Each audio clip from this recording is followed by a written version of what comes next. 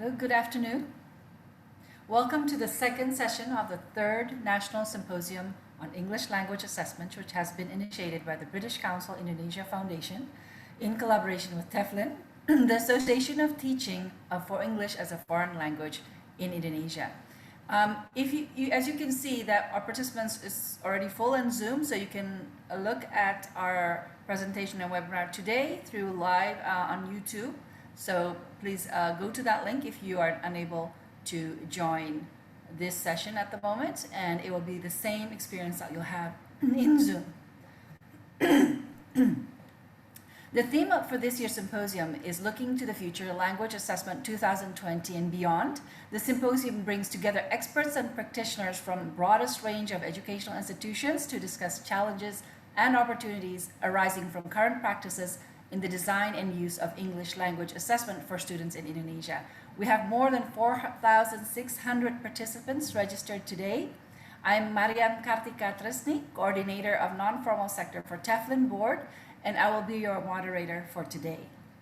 The theme of this session is Improving English Language Assessment, the Common European Framework of References for Language, CEFR. To start, we have two speakers to discuss about CFR, followed by a workshop from British Council, and we will end the session with sharing by teachers. We hope that you will all be excited to learn more about our theme today, especially about the Common European Framework of Reference for Languages. Before we move on to the first session, I'd just like to talk about a few house rules. British Council will record the whole webinar session. By attending this session, you acknowledge that your image and comments may be recorded and rebroadcasted. Please type your question in the chat box on YouTube by mentioning your name, organization, and city. Moderator, I will be summarizing and delivering the questions to the speakers. After the session ends, you'll be given a link to complete an evaluation survey. Make sure you complete the survey to be recorded in the attendance list. Link to the download of e-certificate, attendance list, and materials will be provided after you submit your feedback. So let us now move on to the first session, which is the purpose and uses of CFR. The CFR is typically understood as a framework upon which we can evaluate a learner's level of proficiency. This session will be presented by Richard Spivey, test development researcher from British Council. He has been a test development researcher in receptive skills with the British Council's Assessment Research Group since June 2016. And let us now ask Richard to present the CFR, the purpose and uses of the CFR. Thank you.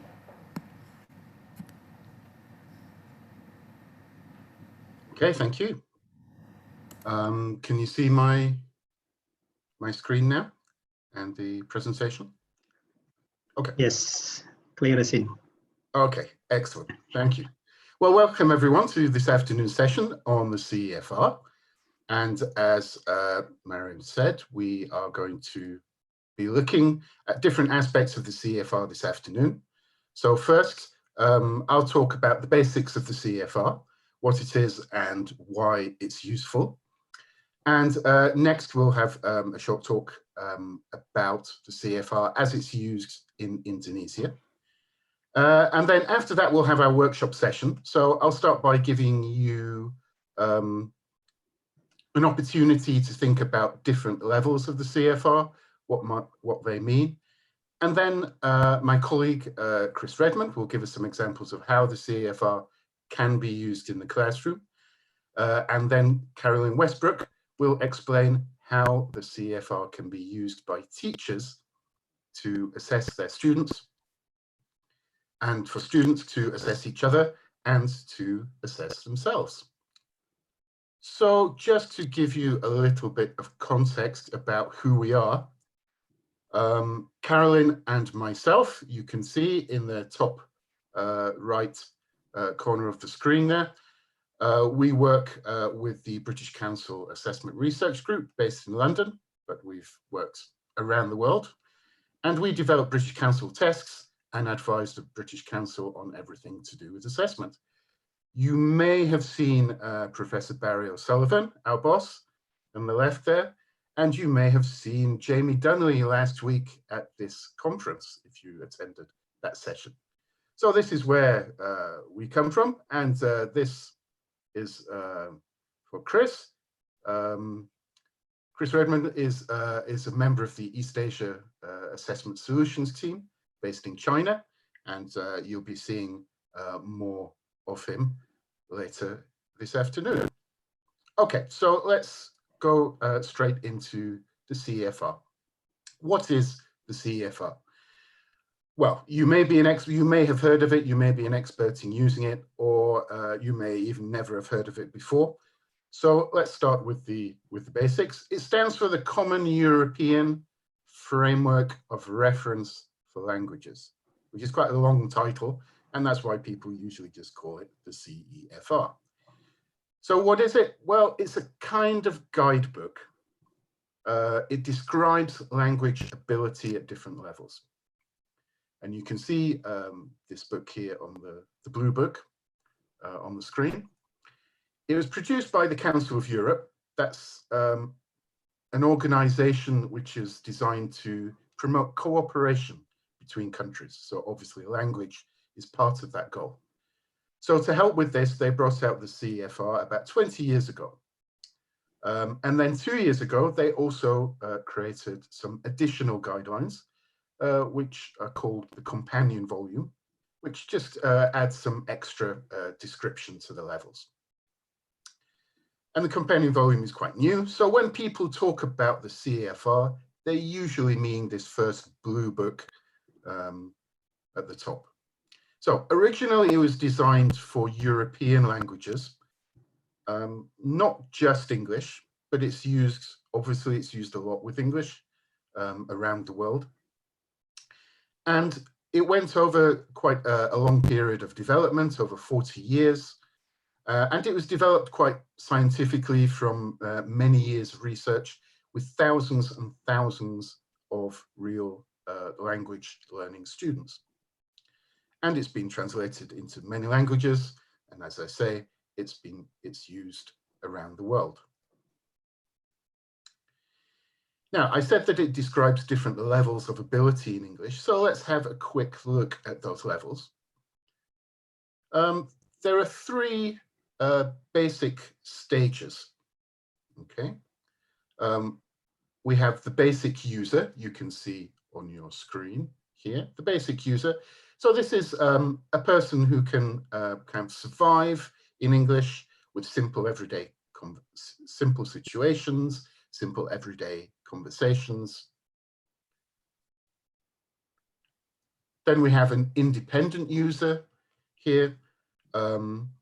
This is the kind of person who can have easy communication with people in the foreign language and do most of the things that they want to do. And then you have a proficient user. This is the C levels here. And this is a person with very high ability who can use the language in creative ways and in nearly, and do anything that they really want to do with the language. So these are three basic levels. And as you can see, they're divided into two other levels at each stage. And so in total, we have 6 levels. And the important thing here, so they start at A and go through to C. So A is the lowest and C being the highest. And the important thing here is that at each level, it describes what you can do in a language. Not so much how much you know, but the things that you can do using the language. So it's about using language and it's about doing things with it. And these levels, I guess you call them 6 levels, they're used for all 4 skills and other aspects of communication like mediation and interaction. But we'll think mainly about the skills today, not so much about the mediation and interaction.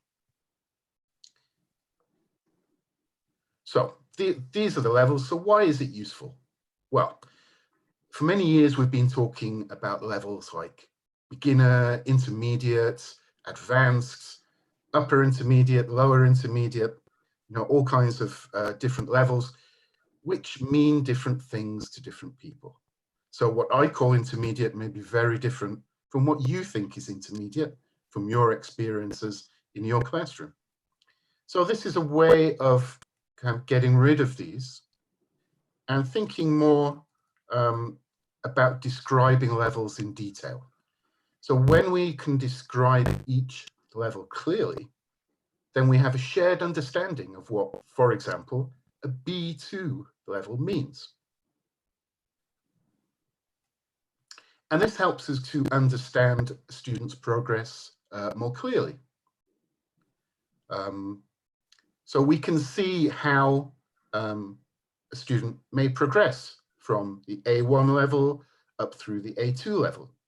We can describe the student's ability, let's say at A1, and then we can look at the A2 and see what a student needs to do to get to that A2 level. And then if they can get to A2, we can see their progress through the upper levels.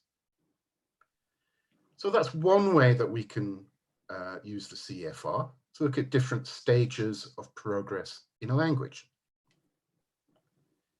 The other way that we can use the CFR is by looking at different contexts or different objects even. So it helps us to compare things like courses or exams. So by using the CFR, we can see whether, for example, two different exams are at the same level. If we want to know if an exam is testing the A2 level, for example, we can look at the exams, look at our descriptions of ability, and see whether this is true. Are the two exams testing at the same level? Are the two course books teaching at the same level? So we can compare in different ways. We could compare across the levels for our students and show their progress, or we can compare different things and we can see if they are either teaching at the same level, learning at the same level, or assessing at the same level. And what is the CFR used for? Well, it can actually be applied in many, many different areas. So we use it to, like I said, to describe the level at which perhaps a student will need to do certain things. So if we know what a student needs to do with a language at the end of their course, then we can see what we need to do to get there. We can look at what the student can do now. We can describe that with the CFR, and then we can see where the gap is and how much the student needs to improve to get to their goal. You may have used course books that use the CFR and which show what range of ability they cover. So if you pick up a course book and it says that it covers material at B1, then you know what you're going to get from that course book. You have a good idea of the kinds of things your students will be able to do when they've completed the course book.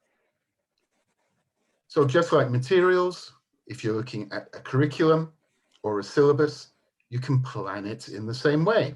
Which levels does your curriculum cover? Does it cover A1 to B1 or A2 to B2 perhaps?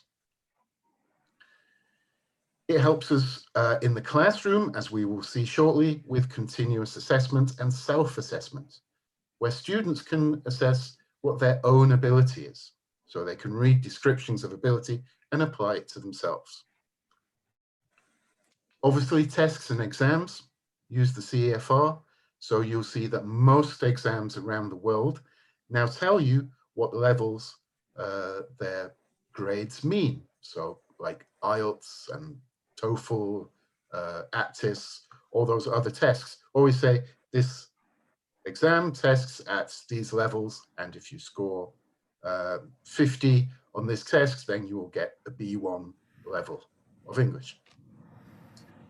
And in the same, we can use it in teacher training to find out what teachers' needs are, and also in government language programs when we're looking at whole education systems. And that's something which was looked at last week in last week's sessions, I believe, and I think something that we're going to hear about now. So, in summary, the CEFR was described about 20 years ago, it was brought out 20 years ago, and has now become incredibly popular around the world. And lots and lots of people have found it useful for different reasons.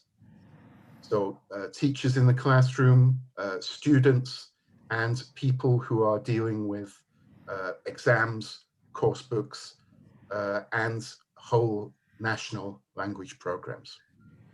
So you can see that it can be used in many different ways and used by lots of different people. Okay, thank you. That's the end of my introductory part. Thank you so much, Richard. We are now going to move to our second session, but I can see that there's already been some questions on the Q&A, so please hold on to your questions for Richard. After the workshop, there'll be a Q&A session.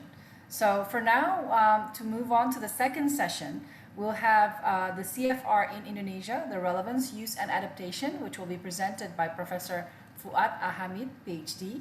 He is a professor of language of education at Indonesia University of Education in Bandung, UPI, and a former vice rector at the university in 1996 to 2003, and deputy minister for education at the Coordinating Ministry for People's Welfare in 2005 and 2010, and he is currently the president of Asia TEFL. And he has written, his writing has appeared in many publications, including publishers from Cambridge University Press, Routledge, Multilingual Matters, and Springer. So we're very lucky to have him here, very busy person. So let us welcome Professor Fuad Ahamid and hear about the CFR relevance, use, and adaptation in Indonesia. Professor?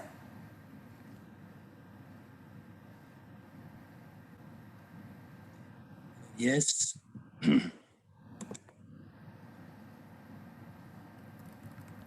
Good afternoon, ladies and gentlemen. Assalamu alaikum wa rahmatullahi wa barakatuh.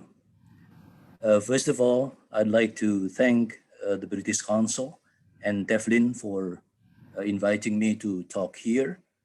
Indeed, it is very nice to be with thousands of teachers in this webinar. It was reported over 4,000 participants right now are watching.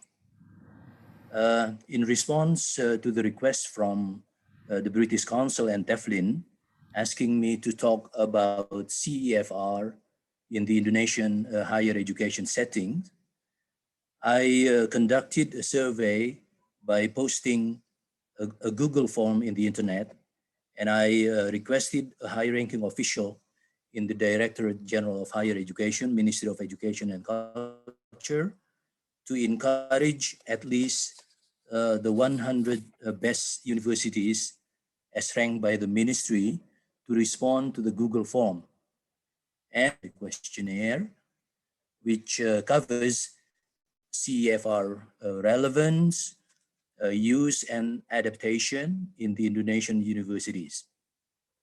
As a matter of fact, there were more than 100 responded to the survey form, but at that time I already began retrieving the data and analyzing the data when it reached 100 respondents. So 100 universities have responded to my survey, consisting of 40% state university and 60% private universities. And the universities also vary a lot in terms of their years of establishment. Almost half of the 100 universities were established more than 40 years ago, precisely 43%. And the universities founded between 20 to 40 years ago constitute 22%, and the rest are 20 years old and younger. English programs in the universities would become the key players in making use of CFR in these universities, showing a relatively strong postures for possible adoption of CFR considering a good number of English major offerings in these universities, as there are 63 universities which have the English education major, and there are 41 universities with the English literature major. Interestingly enough, student population also varies from university to university.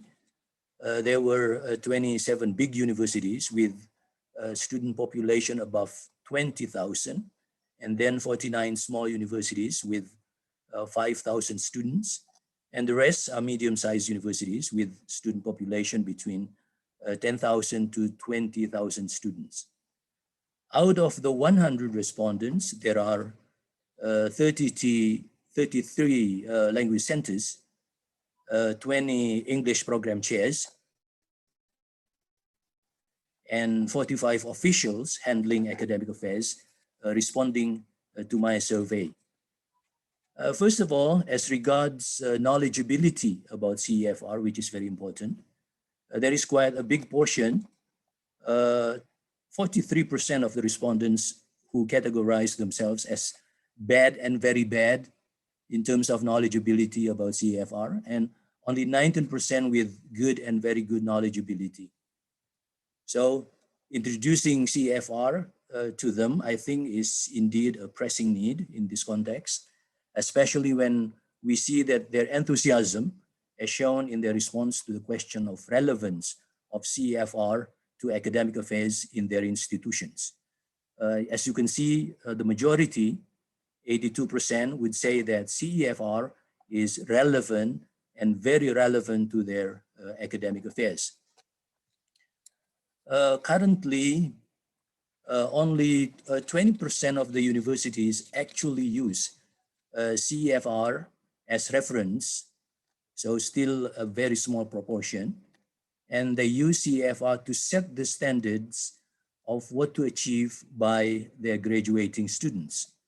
They also use CEFR to develop assessment instruments in their institution. Regarding academic units in the universities that offer the CEFR as reference, as has been expected, there are still very few. In this survey, only 18 academic units that have already used CEFR as their reference, 7 in English education programs, 3 English majors, and there were 8 programs offering foreign languages such as French and German, and as predicted, programs in business and management. The number of the universities saying yes and no to adaptation, which one is correct, adaptation or adaption of CEFR, is almost equal, 44 against 45, leaving 11 of them as uncertain. But when they adapt CEFR, they would tend to adapt it for the purposes of determining the level of achievement and for the changes in the descriptors for each level of achievement in CEFR. Those 100 respondents came up with suggestions as regards use and implementation of CEFR in the Indonesian context, especially within higher education institutions in Indonesia. First, a suggestion that CEFR would be better used for setting up a general language implemented in English literature education. There are other equally important competencies to tackle. The second one is that CEFR levels of difficulties, and this is a very good sign, could be differently interpreted, a positive sign of flexibility of the reference. Number 3 is that there are universities which suggested that CEFR to be used in their new curriculum to assess the graduates with a specific suggestion at CEFR B2 level. Fourth, a suggestion to take into consideration existing factors in adopting international standards like CEFR. And lastly, a suggestion that CEFR be introduced to Indonesian universities in an intensive workshop format. Thank you very much. That's what I can report from my survey in this regard. Thank you. Okay. Thank you, Professor Fuad. We have 5 minutes for question and answers. So we have our first question for Professor Fuad. The first one is about how do we assess learners' needs on ESP and EAP. The question is asked by Rai Kapur, IEKN Tarutung, North Sumatra.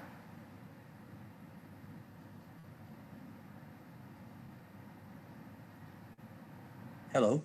Hello, yes, Professor. What was the question again? All right. How do we use not very good. Yes. Can you hear me now?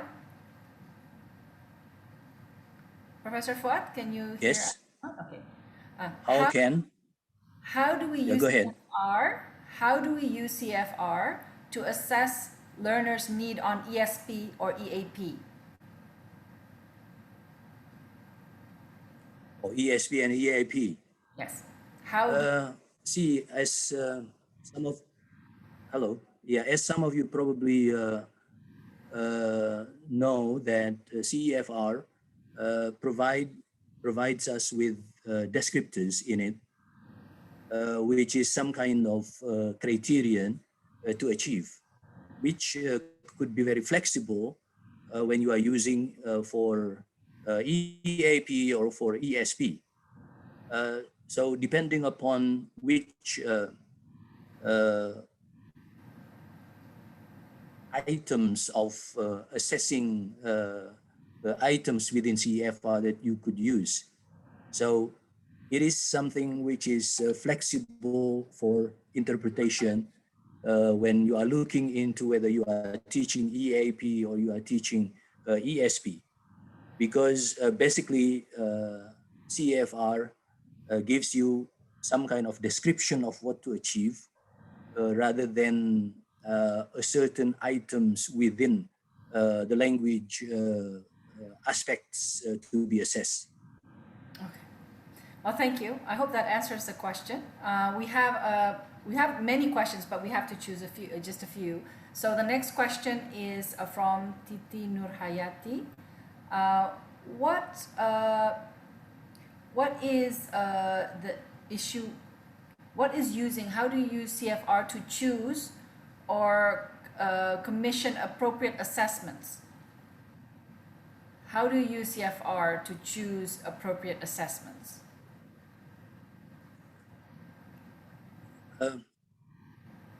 Of course, you are thinking of having already an assessment, and then you want to try to see the relevance or the equality of their assessment to which levels within the CEFR. So what you can do is probably, first of all, take a look at the indicators within each of the levels in CEFR and see whether the items in the CEFR is covered within the testing items that you have already had in your hand. So there should be some kind of knowledgeability in terms of what types of testing instruments you have on the first hand, and what, and then take a look at the items describing each of the levels within CEFR. So comparing, that's what you have to do. Okay, so I think, thank you for answering that question, Professor Fuad. You are frozen, Mariam. Hello? Can you hear me? Yes. Okay.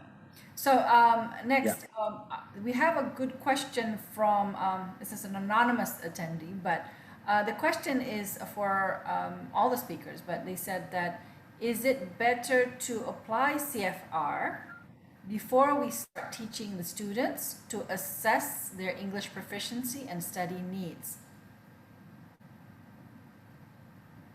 Is it better to test then? I think just like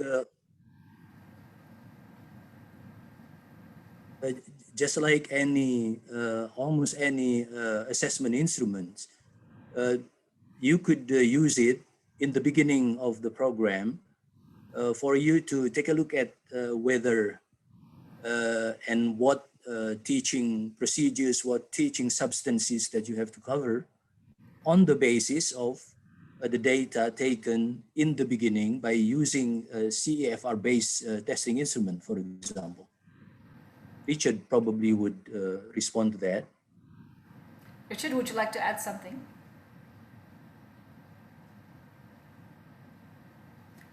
Sorry, could you repeat the question again for me, please? The question is it better to apply CFR and do an assessment of their English proficiency and study needs using CFR before teaching the students? I would definitely recommend using the CFR at all stages.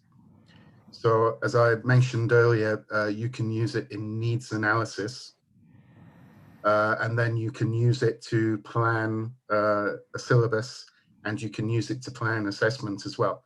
So one of the advantages of using a framework like the CFR is that you can put all of those things together, and that they are all linked together, and that the framework, as you say, is is something that you can put everything else into. So that's your needs analysis, your curriculum, syllabus planning, your course materials, and your assessment. And they should all be planned together, ideally at the same time, including the assessment. The assessment shouldn't be put on afterwards. It should be part of the planning from the beginning. All right. I think that should be hopefully useful, so that, as we know, CFR is a very useful tool to do that, to assess and also help people progress through their language development. So thank you for that. We have a few more questions. We do still have some time, so I'll ask you to answer some.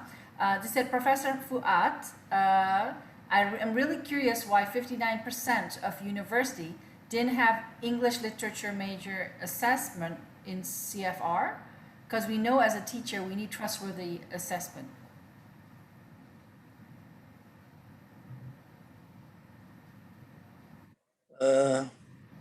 Probably there is a misunderstanding of what we mean by English literature major.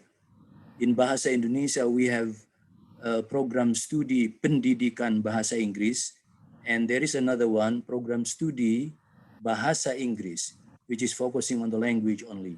So we are not talking about not having English literature offered in the programs, but we are talking about two different study programs. Okay. So the 59% university didn't have English literature major, meaning they did not have program studi bahasa Inggris. No. Okay. All right. Some of them only have program studi pendidikan bahasa Inggris. All right. Okay. Okay. Yes, thank you, Professor Fuad. I hope that answers your question. Ibu Desi Zulianti. We have just one more question. It's the last question that for Professor Fuad.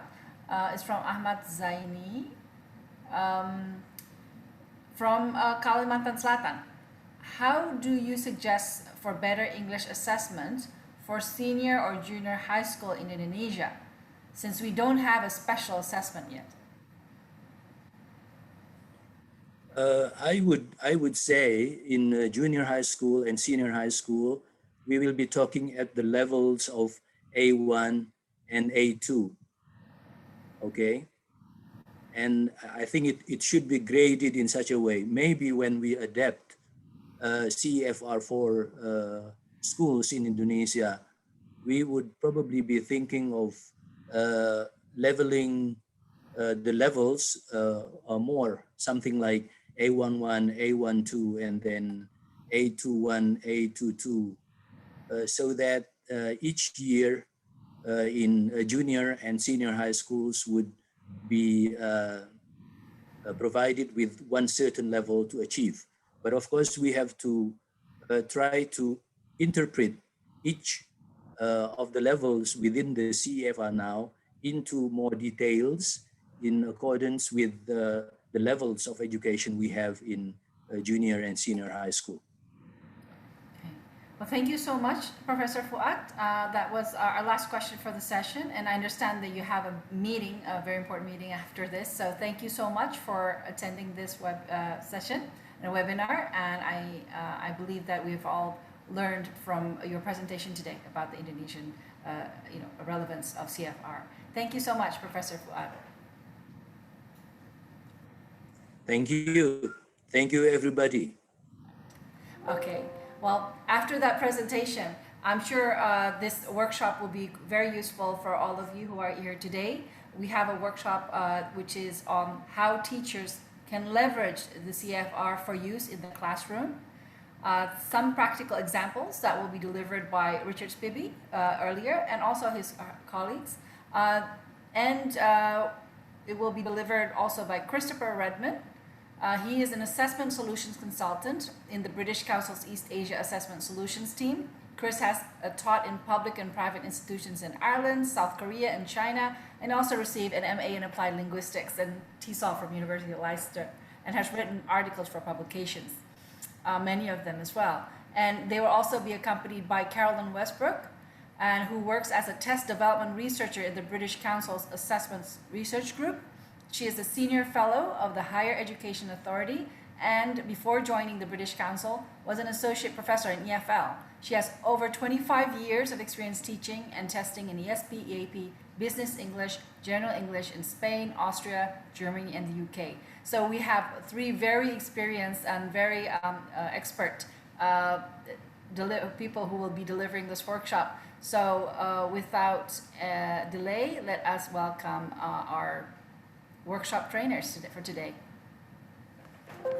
Thank you.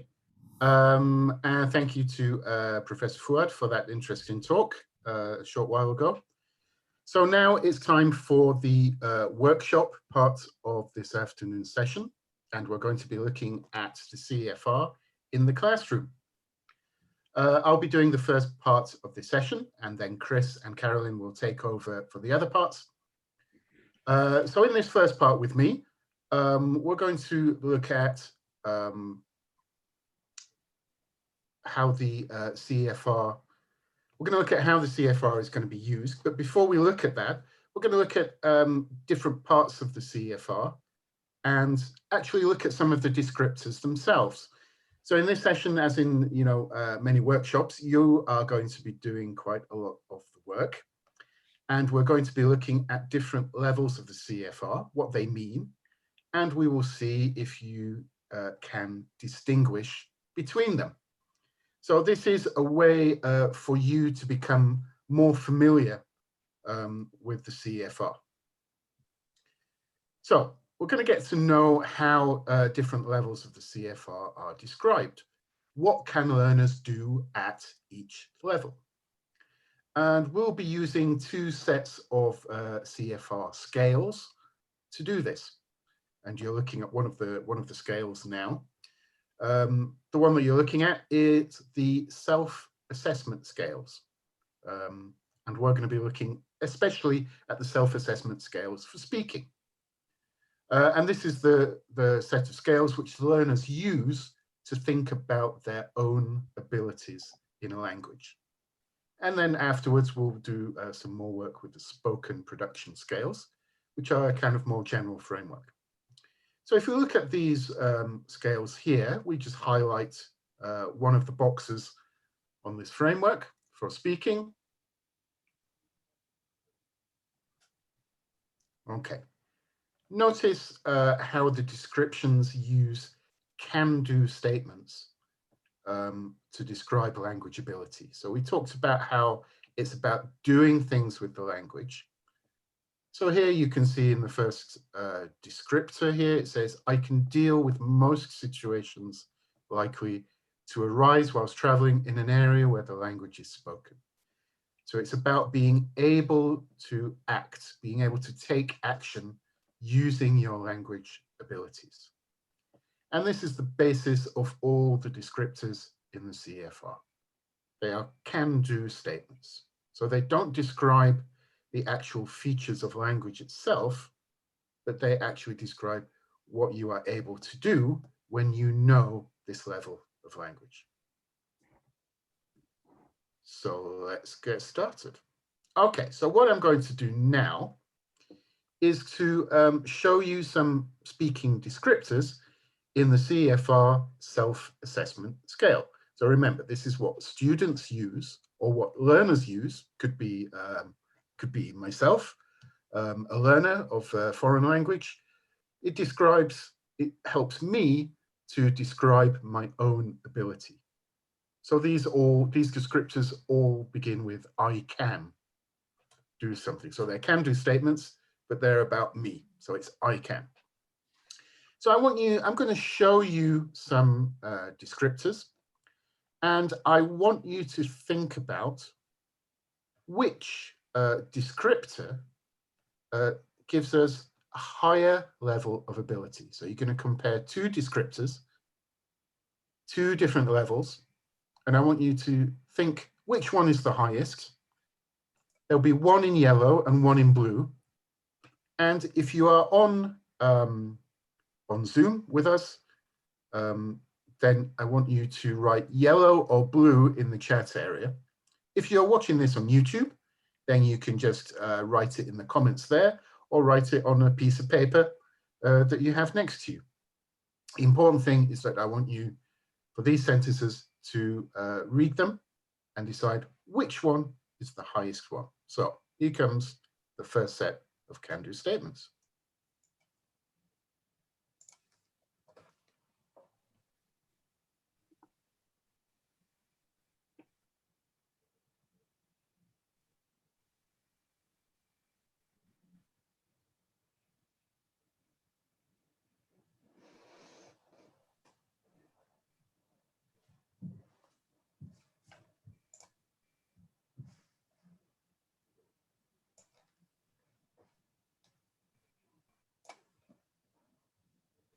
Okay, so if you've had a chance to read these, you can decide which one do you think is the higher descriptor, which one describes a higher level of language. And if you're familiar with the CFR already, or you use it already, maybe you can try to guess which levels these are.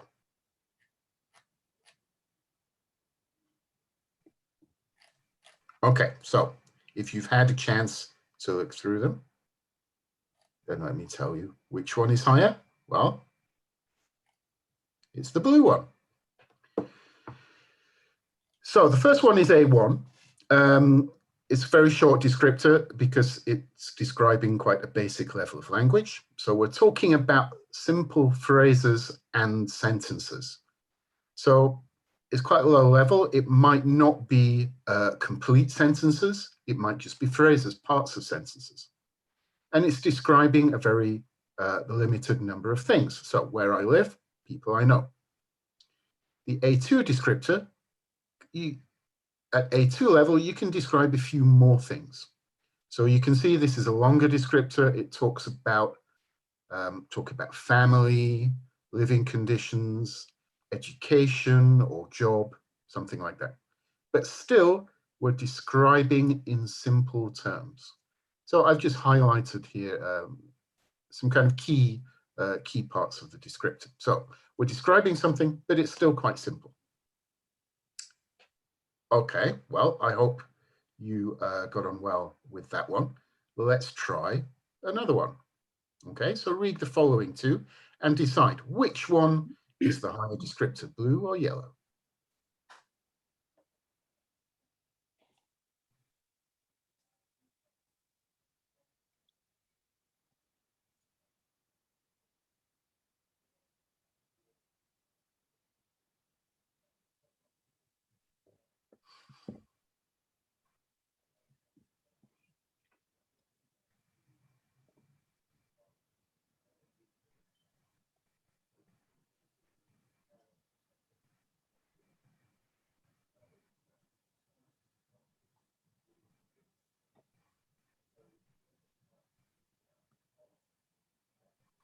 Now, as you can guess, these are at a much higher level. So are you able to decide which one was the highest? This one's a little bit more difficult, I think. Okay, so let me show you. So C2 is the highest one. So the yellow one is the highest.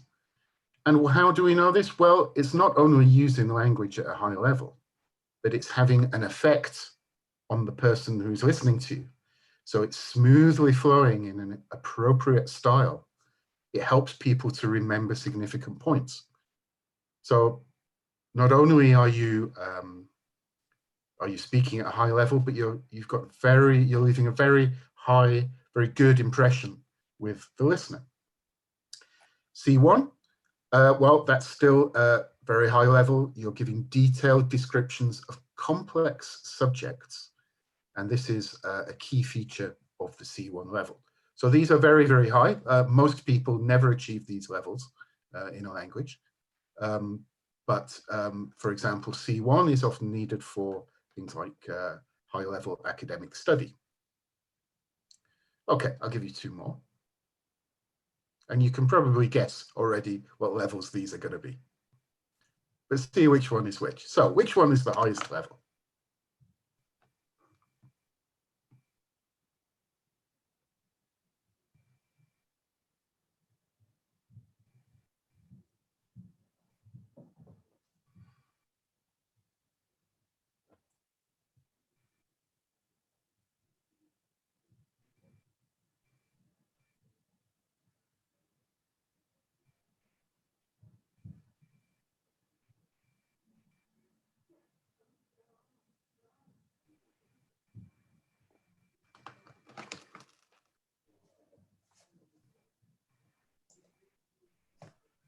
Okay, so let's see what levels these are. Let's hope that you worked it out correctly. So the higher level was the yellow one, B2. And here we see that you can talk clearly here about subjects related to my field of interest. So the things that you specifically know about. And this is why B2 is often used as the level which is needed for academic study, for undergraduates to study in English, for example. And looking at B1, well, B1 is still quite a good level, but it's still talking about things in a simple way and still talking about personal experiences more than academic or abstract subjects. So here's the summary. Can you remember which is which? So here are the descriptors that we've just looked at. Do you know which one was A1? Which one was A2? All the way up to C2.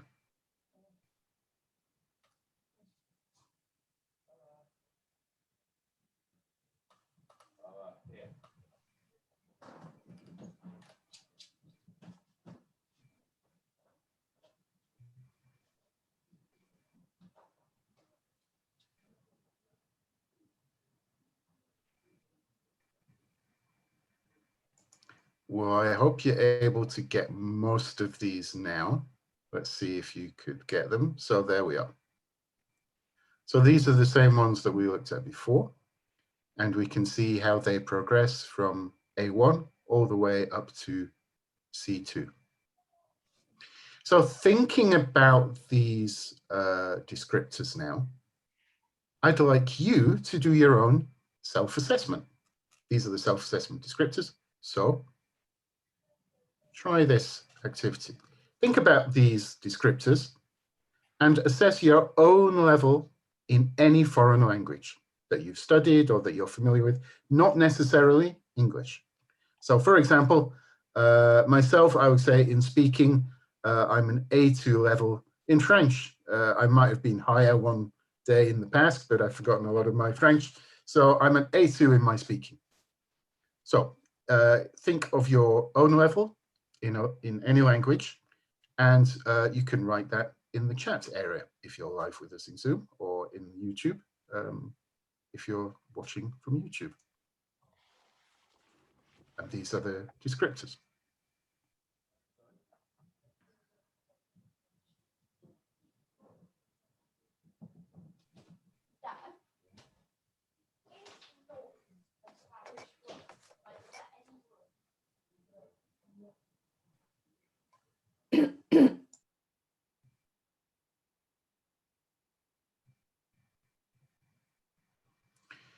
So this is something that the kind of thing that you can do with, well, the self-assessment is something you can do with students, and Carolyn is going to talk about that a little bit later on. So the self-assessment scales are very useful to know.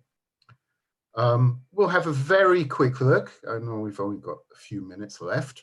So we're going to have a very quick look at another set of scales called overall spoken production.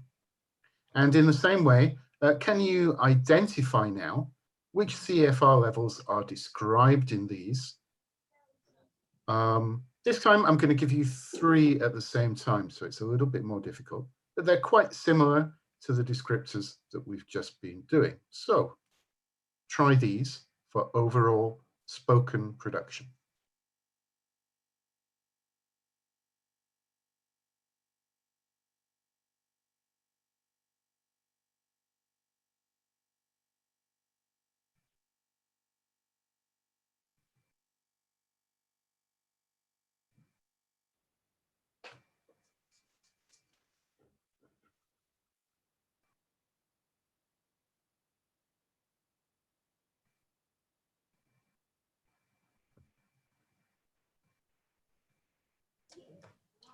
So these are all adjacent levels.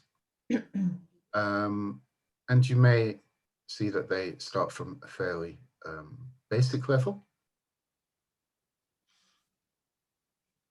So there we go. So it starts with the green one in the middle is A1, because again, it's phrases.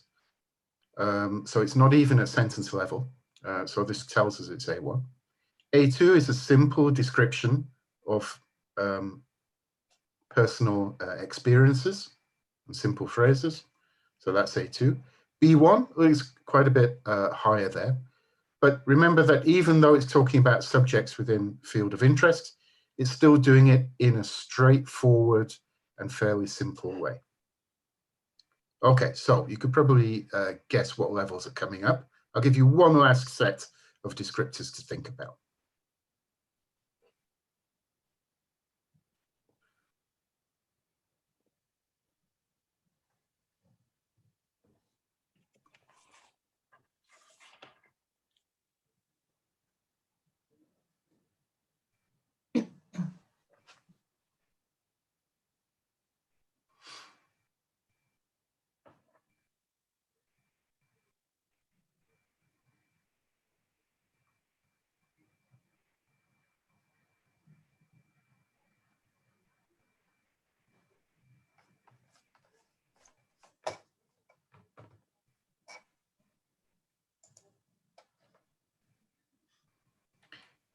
So you probably guessed that these go from B2 up to C2, and I hope you're able to get the order correctly. So they start at B2, the blue descriptor here, again talking about subjects related to their own field of interest. And then C1, again talking about complex subjects. And C2, again, smooth flowing speech. So quite similar to the descriptors we did before. And so this is something that you can think about when you're looking at different descriptors. There are certain keywords or key ideas that you can find in them, which will help you to distinguish between descriptors for other skills. Because there are similarities between speaking, and writing, between listening and reading, about the kinds of subjects that you can deal with. So that was overall spoken production. These are the a summary of what we've just looked at. So I hope this gives you an idea of what's in the descriptors. And I'm going to pass you over to Chris, I think he's on next, who will show you how you can start using them in the classroom. So Chris, over to you. Thank you. First question is, can you hear me okay? Yes, we can. That's great. Okay, so I'll just share my screen with you.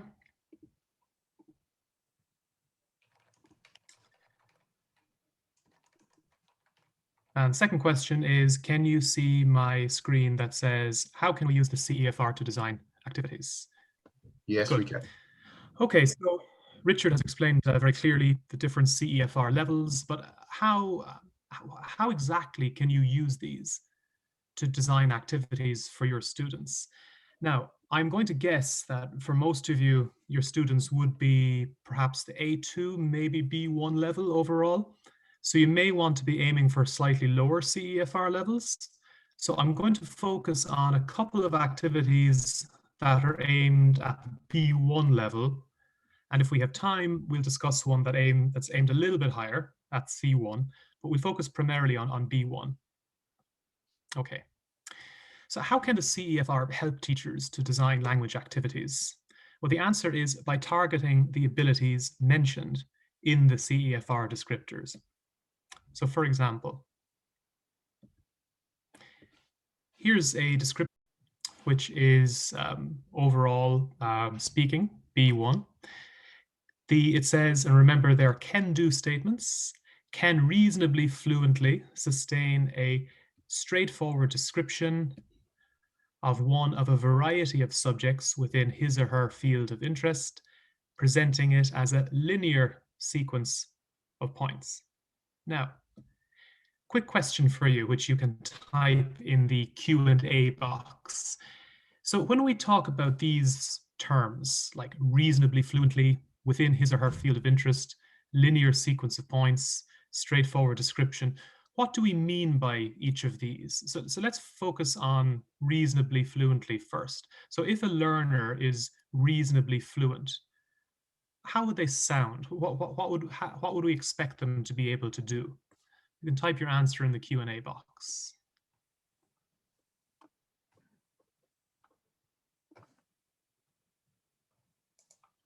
For example, do they hesitate a lot or a little?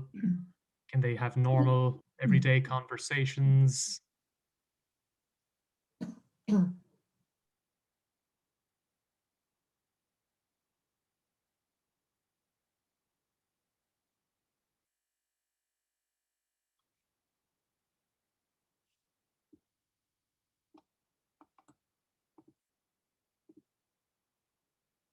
Okay. Well, here's a description that I've given. So if someone speaks reasonably fluently, they might hesitate sometimes. There could be some hesitations and some breakdowns, some ums and ahs, basically. But it doesn't really affect communication too much. So they are still reasonably fluent in the language. The other one is within his or her field of interest. If something is within his or her field of interest, they would be focusing on, for example, their hobbies, their favorite subjects in school, etc. Okay. Now I'm going to do the next one as well, which is linear sequence of points. So if they can speak using a linear sequence of points, that means they can describe something using the beginning, middle, end, and they'll be able to use connective speech, connectives like firstly, secondly, finally, also things like however, although, in addition, additionally, etc. So it gives coherence to their way of speaking. And this question I'll ask of you. So what kind of grammar would learners use if they were making a straightforward description of something? What kind of grammar would they be using? You can type your answer in the Q&A box, please.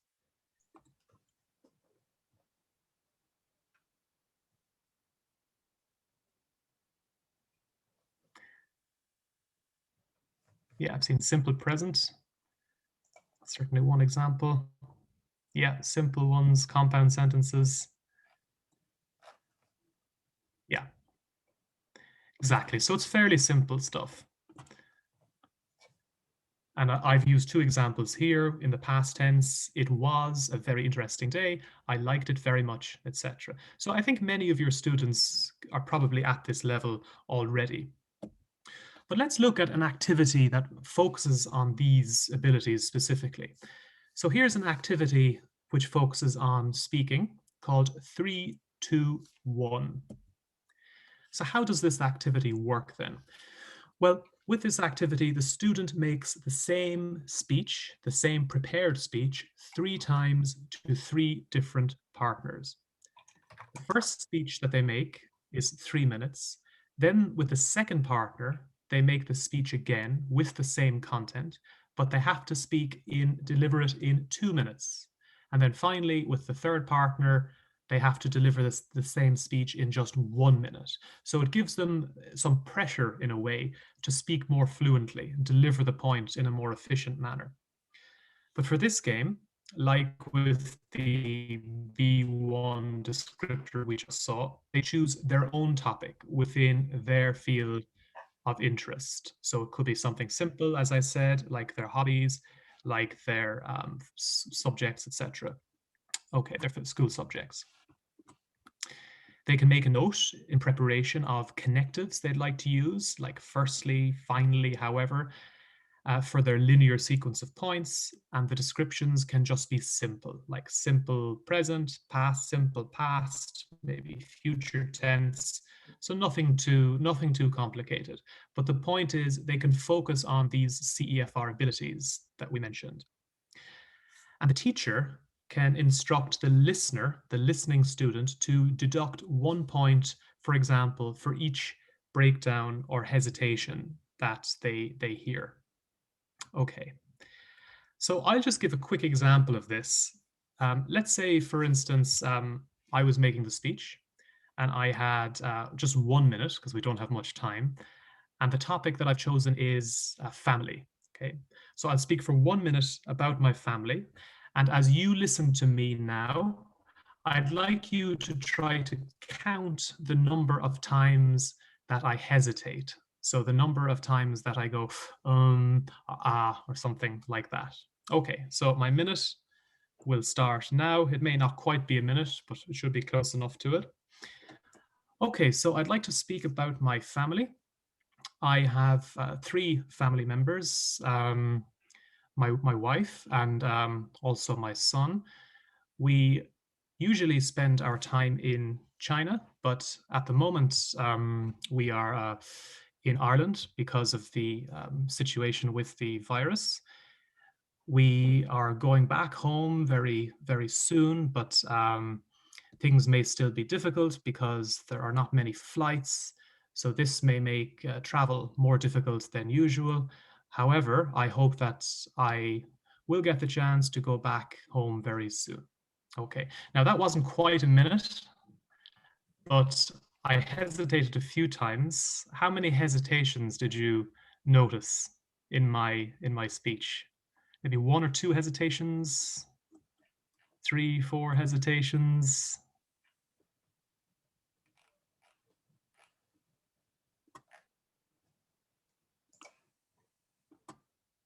4, 3, 4. I think I counted 5, 6.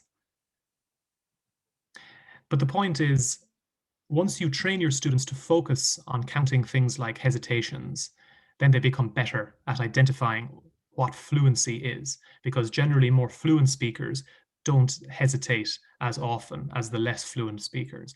So this kind of activity can focus on this key aspect of fluency while using the CEFR descriptors to kind of drive the activity.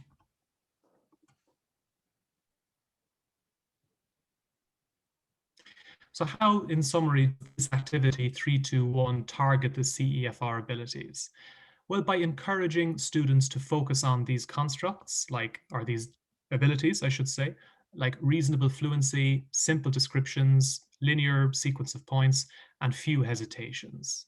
Okay, so it's just the B1 level, so we don't expect too much from them.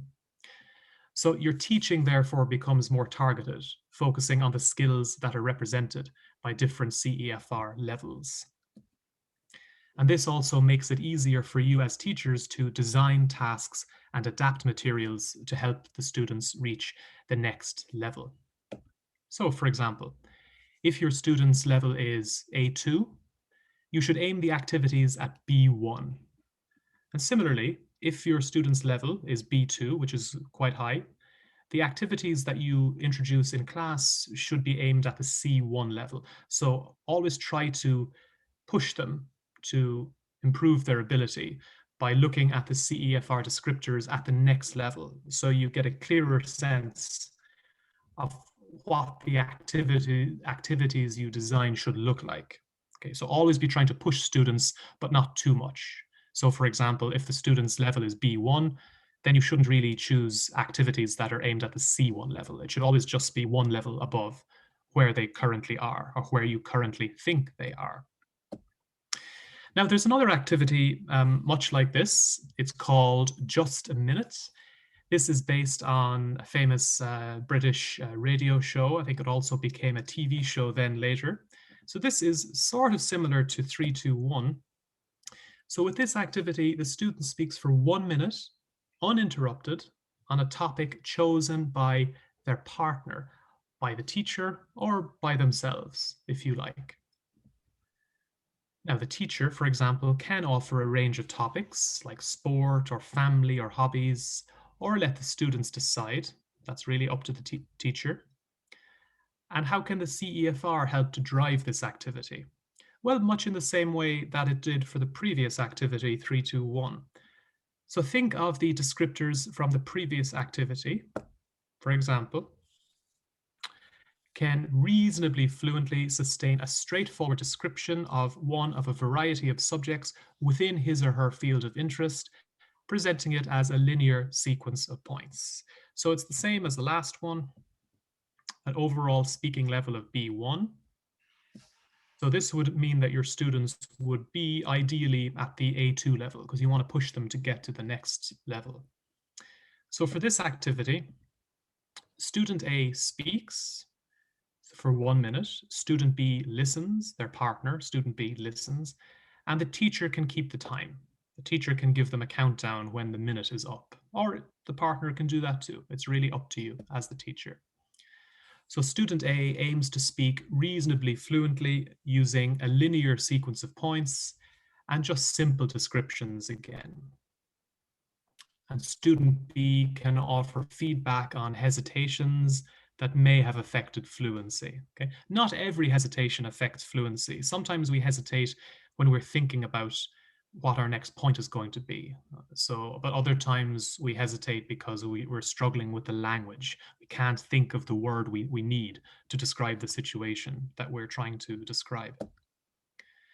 Now, for the next part of the activity, the students can switch roles with one person again as the speaker, this time student B as the speaker, and then student A as the listener. So what should the teacher do before this activity called Just a Minute? Well, what I would recommend is to get the students more familiar with the CEFR by handing out the CEFR descriptor, which is B1 in this case, and pre-teach what is meant by reasonable fluency, what is meant by a linear sequence of points, etc. So this helps to develop the students' CEFR literacy, which can help them to self-assess their CEFR level later. So I've brought up the description again. You can give this to the students to make sure that before they start the activity, they understand what reasonable fluency sounds like, what a straightforward description sounds like, what a variety of subjects might mean, and how to recognize a linear sequence of points. So CEFR familiarity is very important if you're going to use the CEFR to design activities for the students. Now, we have time for one more activity. This one focuses on reading. I've just called it text analysis. It's aimed at a slightly higher level. So if you have a reading text, what should the teacher do before the students start the activity? Well, the teacher again should hand out the CEFR descriptor, which we can see below, and again pre-teach what is meant by a wide range of demanding, longer texts, as well as implicit meaning. So this helps to develop student CEFR literacy, as I said before. So the descriptor is the overall C1 level. So it's one of the highest, it's the second highest level. And at this point, the learners can understand a wide range of demanding longer texts and recognize implicit meaning. So here's a question for you then. What kind of texts should be included for this kind of descriptor? sort of academic texts, newspaper articles, maybe diary entries, you can type your response in the Q&A box. So if we want to test them at the C1 level, what kind of texts should we be looking for?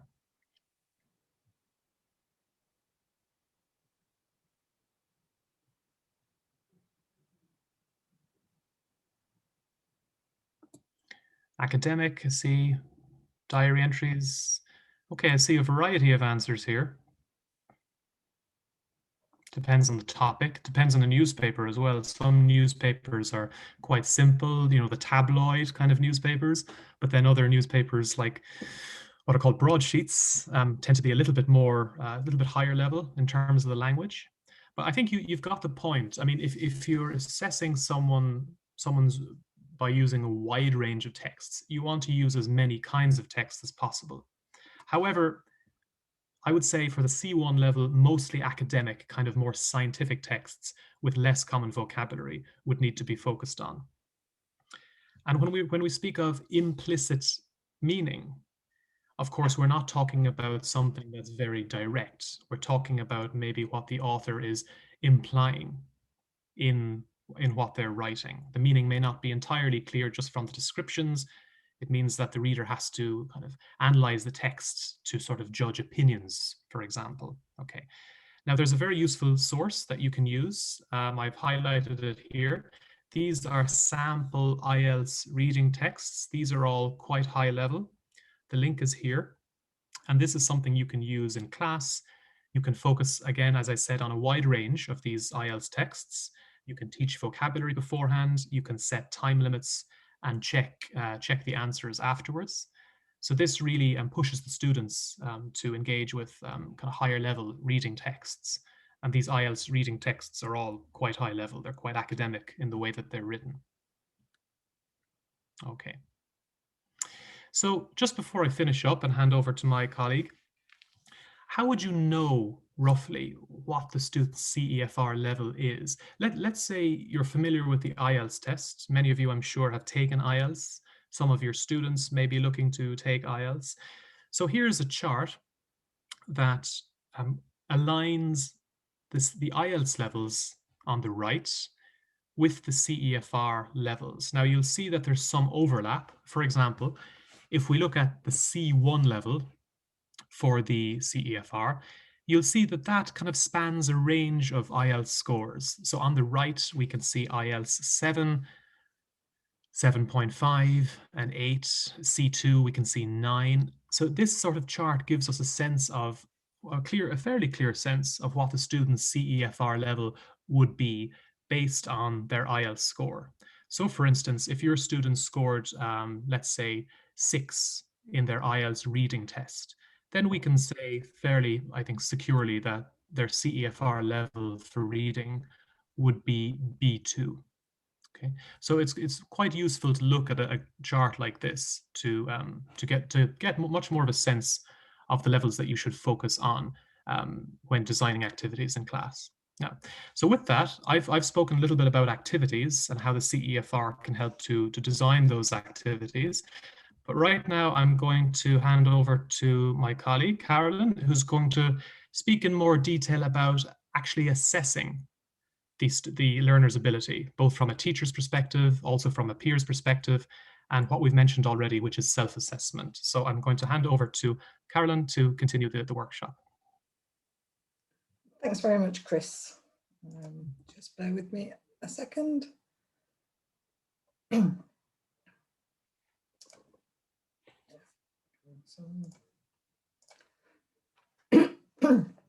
Okay, so thanks, Chris. As Chris said, I'm going to talk a little bit about assessment with the CEFR. I'm going to think about teacher, peer, and self-assessment. And we tend to think about 3 types of assessment, or we talk about 3 types of assessment. We talk about assessment of learning, assessment for learning, and assessment as learning. So another question to you, just to get you started. Would you say that assessment for learning Assessment for learning, is that formative or summative? If you just type your answers into the Q&A box. Assessment for learning.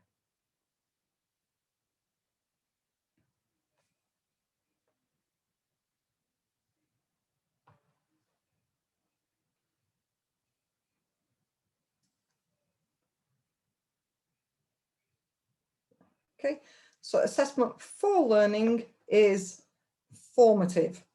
What about assessment of learning? Is that formative or summative? Assessment of learning.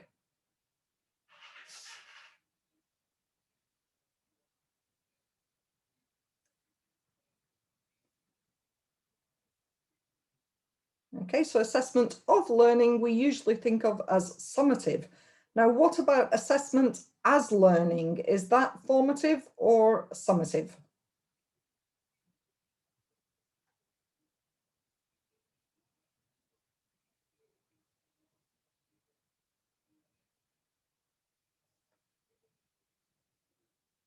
Okay, so assessment as learning is formative. Okay, so when we think of assessment, generally we think of teacher assessment, and we often think of assessment of learning, which is summative. It takes place at the end of a course or maybe in the middle of a course, and we design our test and hopefully we test what we've covered in the course. If we think about preparing for that assessment, we would, as Richard said earlier on, we talk about using the CEFR to design or to look at the needs analysis and then to design the curriculum and then for the assessment. So we would provide input in line with the CEFR descriptors, and then we would assess progress based on the goals of the given CEFR level. Now, we often think of this, or we can think of this as quite a linear progress, whereby the content is provided by the teacher, the students practice the content, the teacher then tests the content, and there may or may not be feedback at the end of that. But that's basically the end of the journey, because it's often the end of a course or maybe a midterm thing, but basically that's kind of the end of it. Another example of teacher assessment, though, is assessment for learning, which we said is formative assessment. In this case, the teacher may still provide the input, which is up at the top there, and the students will still practice the input, and the teacher may still test the content of the input. But this time, the key part is that the teacher provides diagnostic feedback to help them move forward.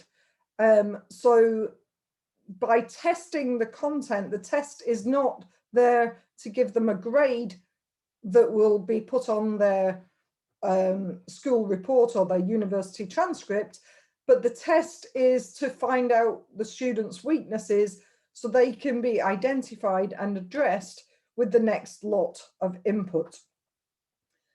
And traditionally, we think of feedback, we give feedback, but actually we tend now to think about a feed forward approach, because it's this idea of moving forward. It's helping students to achieve their goals going forward. So instead of the traditional feedback sandwich, which is we say something positive, then we say perhaps what the students have done not so well, and then we end on the positive. That's great, because the students go away with a nice warm feeling because the last thing that they've heard was something positive. But the problem with that is that it doesn't tell them how they could actually perform better, how they could do better next time. So we have this feed forward approach where we talk first of all about what has the student done well. So that's very similar to the other approach. What did they struggle with, or where did they reveal their weaknesses? What did they not do so well? But more importantly, what do they need to do to improve their goal moving forward? And then the other aspect of that is, as the teacher, what can I do? How can I help them to reach that goal? So what activities can I provide for them? So those are teacher assessments. We can also think of self and peer assessment. And as we've said, we talk about assessment as learning, as formative assessment. Now this is sort of similar, but the student takes more responsibility for their learning. So the teacher and the student probably together will set their goals for learning. That may be based on the curriculum or a particular student's aims. The student will then practice the content in the same way, but students then use checklists to self-assess in the same way that you use the self-assessment grid with Richard earlier. They may have that sort of grid, or they may just have a checklist saying, I can do this and this and this. And they can self-assess, and they can also use those checklists to assess their peers. But the big difference here is that once the students notice, in inverted commas, as we say, their weaknesses, or when they've had feedback from their peers on their weaknesses, they then reset their goals. And that means they go out and they might find different tasks to do to help them achieve their goals. So we can use the descriptors, as we've seen from what Richard's been talking about and what Chris has been talking about, in terms of the CEFR, to say, what can students do?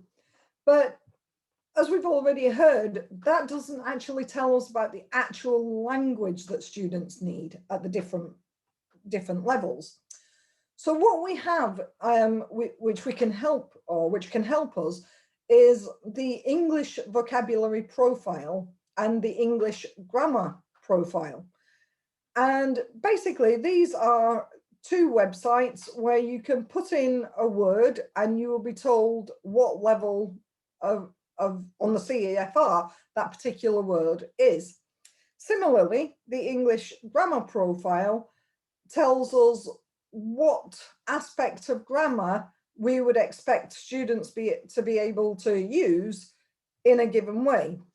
So with both vocabulary and grammar, we may have a word that is an A1 meaning of a word, but a more complex meaning of that word might be an A2 or a B1 or even a B2 level.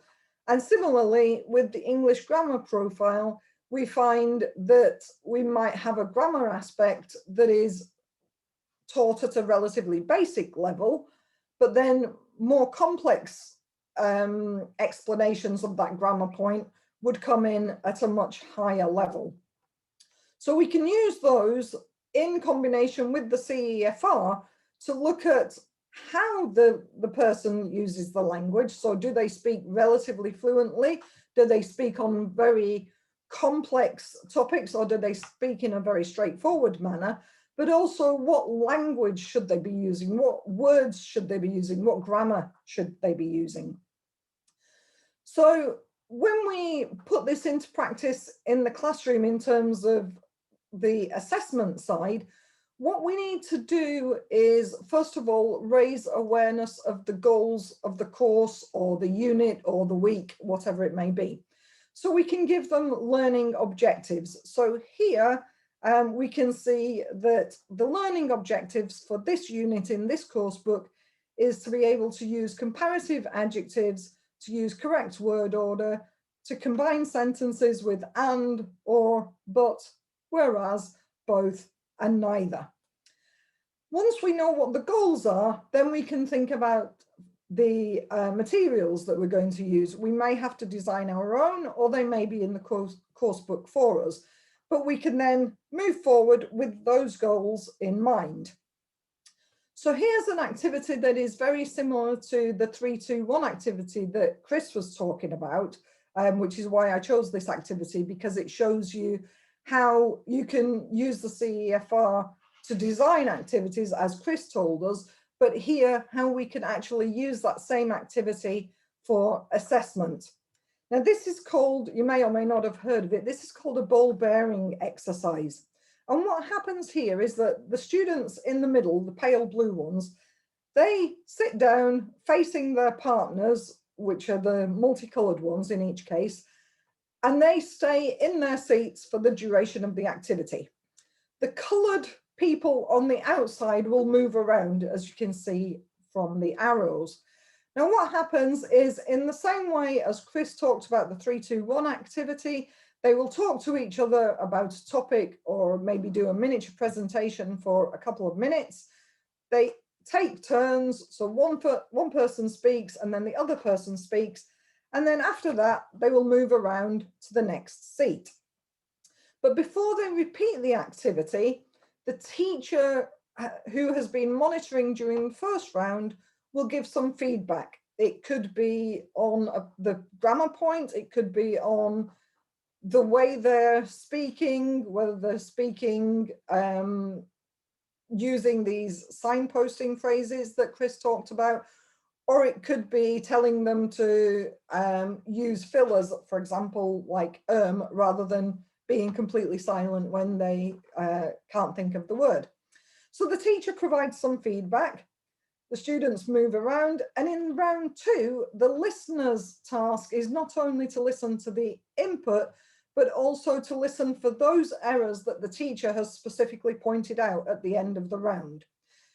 The student who is speaking has to try to self-correct, but if they don't realize that they've made a mistake, then their partner, the listener, is there to help them and to prompt them and say, wait, you just made that mistake that we haven't to make. So the same thing happens. They move round again at the end of round 2. The teacher provides the feedback. And again, in round 3, the students who are listening listen for the errors and prompt the speakers as necessary. And this goes on until the students get back to their original partner, at which point they will repeat the task with their original partner. Now here, the listener's task is to listen and evaluate how their performance has changed. So probably in the first round, they were quite hesitant. They had to think a little bit about what they were saying. But by the time they get back, they should be speaking quite fluently. They should be very confident with the grammar that they're using, with the vocabulary, how they structure the speech, and so on. So at the end of this, we, as the teacher, we first ask the speakers to self-assess themselves, to say, what has happened? How have I improved? How has my speech developed? And then we also ask the listeners to peer assess. Now, of course, we can't just ask them to do this off the top of their head, as I've said. So what we can do is we can provide a checklist of things that the students have to self-assess and peer assess on. So here we have an example of a checklist at the end of the unit that we saw the learning objectives for. So here, 3 is I can do it very well, 2 is well, 1 is not so well. And we can use this checklist to say, I can do this particular task in this way very well or not.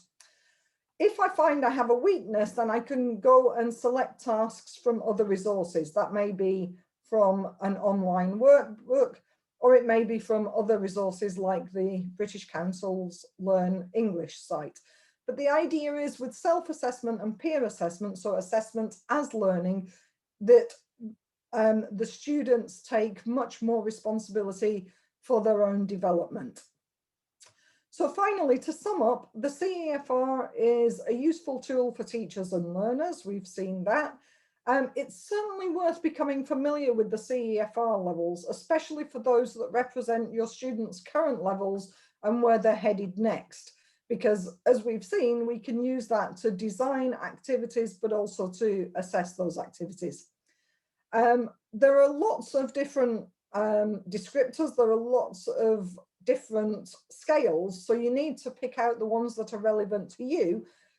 And then there are lots of activities that can be used with those.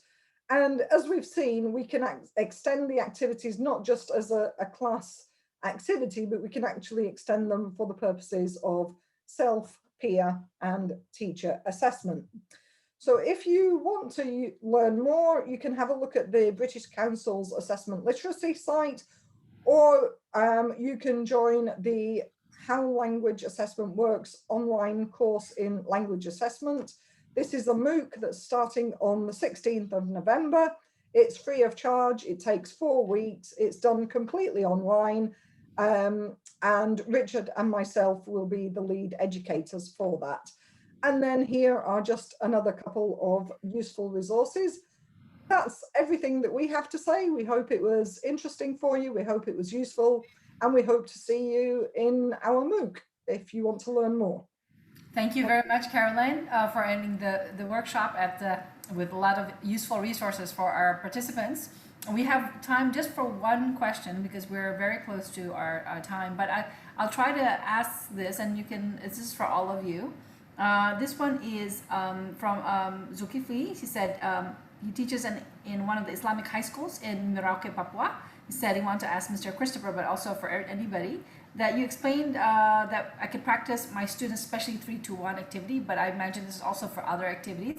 I could say that it's quite hard for them to speak fully in English, even about sometimes simple things. Is it good for me to practice with my students without pressuring them too much? I'm afraid that it would give them bad effect for them. Thank you. What I would recommend there is that you try it in your own language first. So for an activity, I mean, let's say in my case, I mean, if I were doing 3-2-1 in Chinese, which is kind of a scary thought considering my Chinese level, but if I were to do that in Chinese, I would hope that I would get the chance to do it in English first, because that's my mother tongue, my native language. You can get familiar with the activity in a less kind of pressurized way when it's your own language. And then when it actually comes to doing it in a second language, you'll at least kind of be more confident about how the activity should go. And I'd imagine it would be a lot less intimidating for the students then. Okay, well, that's good. Thank you. Just one more really quick one. There's a question about somebody's creating a syllabus and asking, does CFR get updated? I'll just come on to that because I did write an answer to somebody. The CEFR has recently been sort of updated in as far as it's been expanded with the companion volume to the CEFR. And that has added some additional descriptors and focused specifically on descriptors for mediation and phonology. So it's not that it's specifically an update of the original CEFR manual, but it's an expansion and a companion volume to be used alongside the CEFR. Well, okay, I think that's all we have time for the Q&As, but thank you so much for your presentation and your workshop. I'm sure it was useful for everybody. I can see everybody was busy in the Q&A, so you had a lot of activity and response. So we're happy to have you, and thank you so much. Having a speaker all over the world can only be done by webinars like this, and we can reach so many people from Indonesia and everywhere in the archipelago. So thank you so much, and unfortunately we have to move on to our next session. Thank you, Carolyn, Richard, and Christopher. Thank you. Thank you. Now, we're going to have to move on to our next session, but I think something would be very interesting for this sharing session, which is a session presented by two Indonesian teachers. It's about Indonesian teachers and the CFR, the challenges and the opportunities. First, we will have Ibu Dr. Sinta Tresna Dewi. She is one of the teaching staff in the Department of English in the University Negeri Malang, Indonesia, and she teaches English and ELT courses, particularly assessments related to courses, undergraduate and graduate students. So you can see that she will be discussing a little bit about the Indonesian teachers and the CFR, the challenges and opportunities in higher education. So please, Dr. Sinta. Thank you, Bu Maria. Can you hear me and can you see my presentation? Yeah. Yes, we can see that. Okay, thank you. Good afternoon, everyone. Indonesian time. Good morning to the rest of you. As Bu Mariam said just now that I'm going to present this topic, I would like to share Indonesian teachers and the CEFR challenges and opportunities and higher education practices, especially in my university. Yes. This is my agenda for opportunities. I would like to talk about national policy on national exam. And when we come to the challenges, I would like to talk about teachers' knowledge and skill of assessment, especially CFR aligned assessment. And for higher education practices, I would like to talk about how much is the contribution university can give to CFR-based assessment in Indonesia, whether it is major or minor, whether it will take a long time or short time. Let us, before going to the first agenda, I'd like to talk about what we had from the first session of the webinars. It is from the speakers, first from Ibu Cecilia. She said that it's time to propose the government to establish a national framework of reference for English language education and assessment. Let's work together. Dr. Danley said, there must be a flexible national framework depending on the levels, whether it is primary, secondary, etc., or national level, school level, or individual level. From Pak Joko, there must be general and localized framework adapted from CFR. From Pak Willy, don't wait until the government introduces a new policy. Instead, start small, start with you. Yeah, so it seems that all speakers agree that it's time for us to have this kind of framework or CFR aligned framework in Indonesia. All right, now what is the opportunity? There is a big opportunity, especially in next year, because there is a national policy talking about the national exam. So there will be a change of national examination next year. It is said that it will start in February 2021.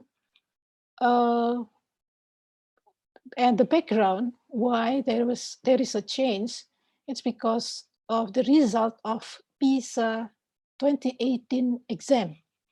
PISA result on Indonesian students' performance in reading, mathematics, and science in 2018, and it was announced in 2019 that Indonesia is at the rank of 74 out of 79 countries. So maybe some of you want to know that PISA is a program for international student assessment, and it assesses reading, performance, math, and science for 15-year-olds. Now, what is the change then? Actually, it is from achievement, a kind of achievement test or summative test, to scholastic aptitude test.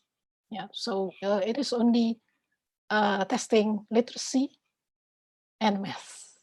Yeah, so it is from a multidiscipline kind of exam to just two kinds of tests, literacy and math. Yeah. It is a kind of scholastic aptitude test. Yeah. And for Indonesia especially, it will be added by character survey. Now, so this is the opportunity for Indonesia actually, if they want to well get along with the change of national examination. The government want to increase, in this case, PISA reading score, then we can also use CFR aligned reading testing. Yeah, so the descriptors can be aligned with PISA. This is what the opportunity that we have so far. Yeah. What about the challenges? The challenges, I believe that this is something new for Indonesia. CFR, maybe just in the last 2 years, PISA, this year maybe. Yeah. So the familiarity with the teachers. You know that there are thousands of in-service English teachers now. They are working, teaching all around Indonesia.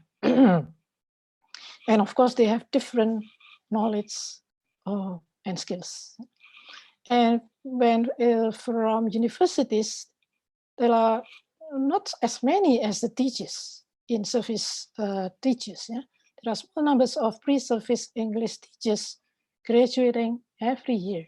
Yeah? So this is the challenges, you know, when we talk about adopting or adapting something new in Indonesia. Now, what is the practice in higher education? Whether it is the contribution will be major or minor, whether it is short-term or long-term.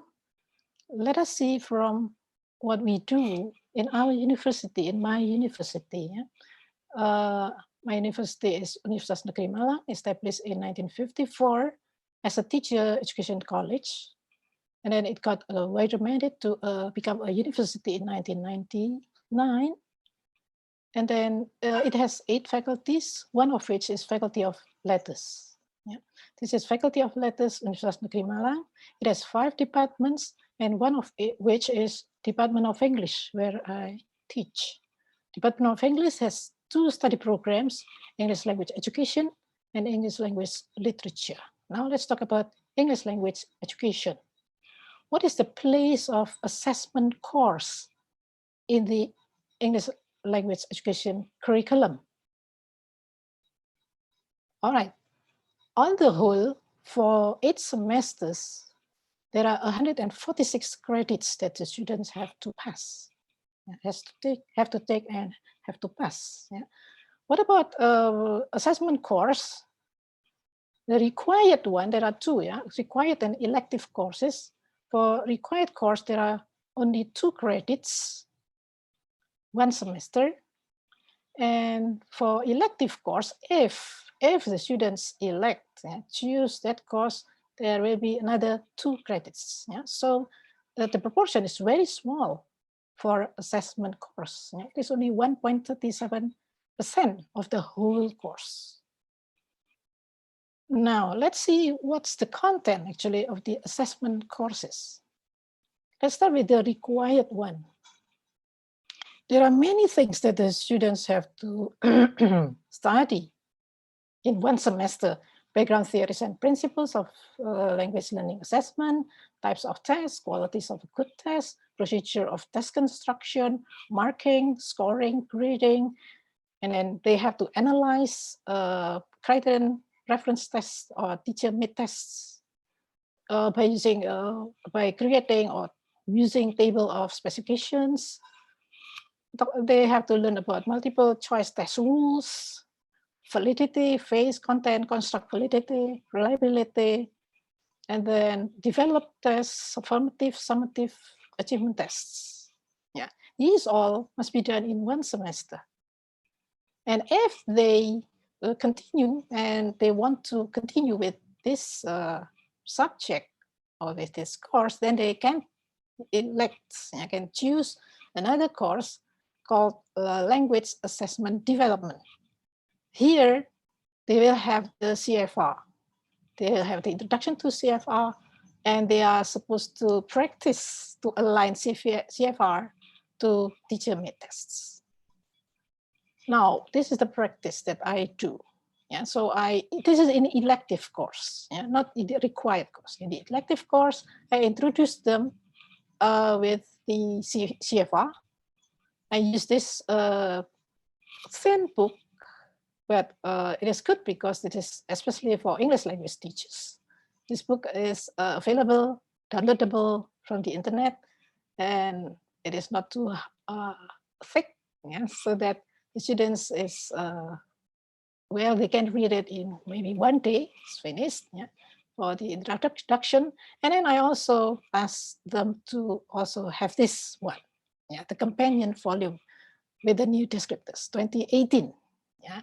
It turns out that actually there is also the 2020 version already. Yes.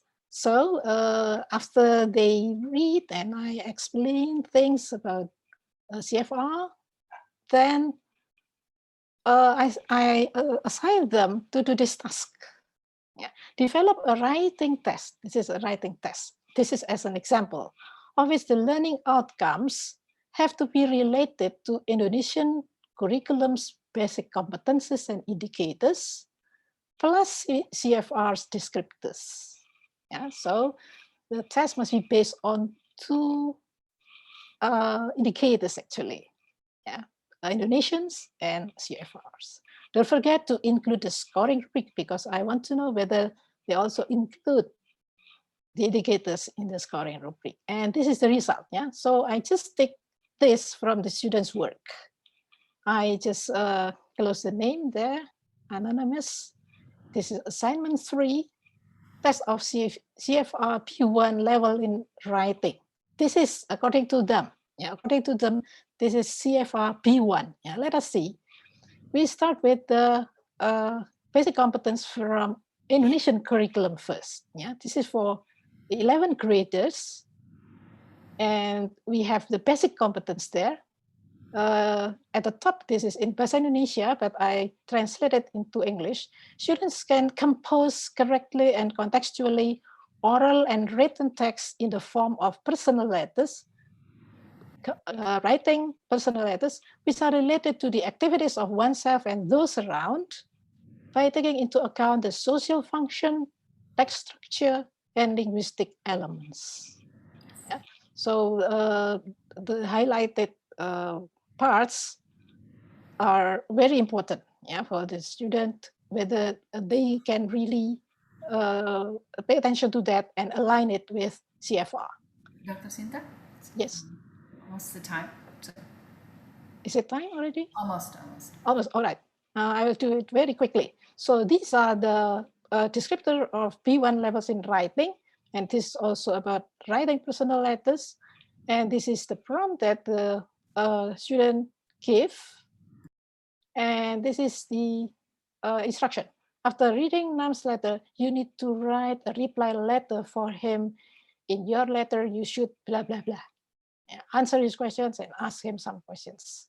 And these are the scoring rubrics. In spite of the errors that the students make, actually, this particular student can adapt. Yeah, both the Indonesian curriculum and also CFR. So when you ask me about the contribution, I would like to say that the contribution will be minor and it will be long-term because the graduates, not necessarily they will become a teacher. Yeah, they can become anything they want. So this is the last slide. CFR aligned assessment framework in Indonesia. So how optimistic am I that CFR will be adapted in Indonesia? To me, there are prerequisites. Yeah. It must be large scale, short term. There must be strong hands. There must be cash available and also opportunity. Yeah. And who have all that prerequisites? Of course, the policy makers. Yeah. What about universities and individuals? We just have the opportunity. So again, the answer will be, I'm optimistic. Yeah, especially after we joined the series of British Council and Bahrain webinars this month. Yeah, so hopefully the government and universities and ourselves will adapt the CFR online assessment. Thank you, Bu Maria. Thank you so much, Dr. Sinta. That was very interesting for your sharing. I think that's important for us to understand how universities can use the CFR and the challenges and the opportunities that are available for that. So thank you so much, Dr. Sinta. Just later on during the Q&A, it will call you back for the Q&A. Thank you. Next, we'll have a speaker from University of Indonesia, Ms. Harumi Manik Ayu Yamin. She's a lecturer at the English Studies program at Faculty of Humanities, Universities of Indonesia, where she received her master's degree in language teaching. She is currently the Vice Secretary of the Association for the Teaching of English as Foreign Language in Indonesia, TEFLIN, and her research interests includes language, identity, interculturality, and ELT material development. She'll be talking about her challenges and opportunities, keeping CFR in mind, assessing university students' learning outcomes. So please welcome Harumi. Okay, thank you very much, Ibu Mariam, for the kind introduction. Okay, so good afternoon, everyone. In this session, I'm going to talk about keeping CFR in mind, assessing university students' learning outcomes. Since this is a sharing session, basically I'm going to share what happened at my university, how we develop tests based on CFR.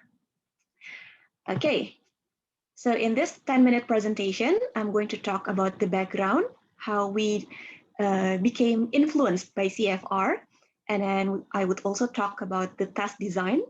But please be noted that this is still in the preliminary stage. We still have plenty of things to do. And that brings me to the last point, the future plans, what we're going to do next. Okay, so let me begin with the background, the influence of CFR in the tertiary education. Now, as you look at this quote, I believe we all agree that before CFR became widely popular, actually each school, institution, or testing body described course or test levels and achievement in their own terms.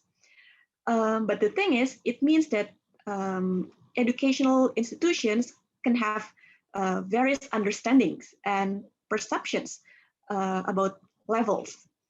Now, CFR provides this very thorough descriptors, and that could make us have a common framework as we perceive a particular level. Now, I believe this table has been shown to you earlier by Richard, and we all know that CFR consists of 6 levels, with A1 as the lowest and C2 as the highest. And what is interesting and what is fascinating about CFR is each level is described with a lot of details so that we can all refer to the descriptors as we try to define language objectives for a particular course or curriculum. And these clear objectives with the can-do statements in the CFR means that when we assess the students, we can assess them more easily as well, because the language objectives are very clearly defined. Now, back in 2014, English Studies program in Indonesia got this idea to collaborate to form an association so that we could all communicate with each other, and we could try to make like a mutual decision about what to expect from the university students graduates from English Studies program. And then Universitas Indonesia back then, as one of the key players in the association, became informed about the decision that the learning outcome for English Studies program graduates would be B2 in terms of language proficiency. So they should be able to reach this level when they graduate from the university. And approximately at the same time, the Faculty of Humanities proposed to revamp the current curriculum. So CFR leveling should be adapted so that after every year, the university students could be assessed and we could make sure that they could reach the target outcome. For instance, for English Studies program at Universitas Indonesia, the first year students, it's expected they should be able to reach A2 or A2 plus. While for the second year, it should be B1 to B1 plus. And then for third year students, it should be B2 at least. How about fourth year students? Well, we hope that once they reach the highest level in the third year, they could maintain that or they could improve further since they still learn languages by taking courses delivered in English, or they could also do some independent study as well. Now, let's move on to the test design, the preliminary stage, how we designed CFR-aligned tests and what we achieved. Now, the process itself was actually quite simple. We formed a small team consisting of 4 members. So we had 3 UI lecturers from English Studies program, and we also had, fortunately, 1 English language fellow at the time, a native speaker from the United States. So together, we look at the language objectives at the current curriculum, and then we decided the leveling after every year. So after students accomplished or after students finish their study in the first year, what they should be able to do, and so on. And that's how we came up with the leveling, like A2 for the first year, B1 for the second year, and B2 for the third year. And then we made task specifications to make sure that the task could be created clearly and consistently. So even when we are no longer in the task writers team, even if other lecturers create the task would be quite consistent with the clear guidelines and criteria. And then we also check some widely used tests, like from Cambridge or like TOEIC, IELTS. We try to pick some formats that we believe would be adaptable and feasible in our context, because we believe that tests must be valid, reliable, and also practical. And then we created the tests consisting of 4 skills: listening, speaking, reading, and writing. Now, fortunately, we also found this useful resources, Global Scale of English. Now, we're not going to use the GSE itself, although it's actually also quite interesting. It's like a standard developed by Pearson. But what I like about this website is it has this teacher toolkit. So if you go to the website and then you click this, the toolkit, you can have this option. So you can choose who you are teaching. In my case, I chose academic learners because university students are academic learners. And then you can also choose the skill. I chose listening, for instance. And then we can decide the level. So GSE is also mapped to CFR. So it's a global English language standard that uses the range 10 to 90. And since it is all mapped to CFR, we can just use the CFR reference. In this case, A2 to A2+, because I plan to make the test for the first year students. Once we decide the target learners, the skill, and the range, we can click show results. And then we could have a list of learning objectives. Now, we can just choose the ones that we believe should be in our course or we believe should be in our curriculum. And then these learning objectives will be the one that are tested. So when we create the test, of course, the test should be able to measure all of these learning objectives. Now, what did we achieve? After spending approximately 1 year, we managed to come up with multiple sets of tests for 2 levels, A2 and B1. And then back then, the listening and reading tests were created by the English Language Fellow.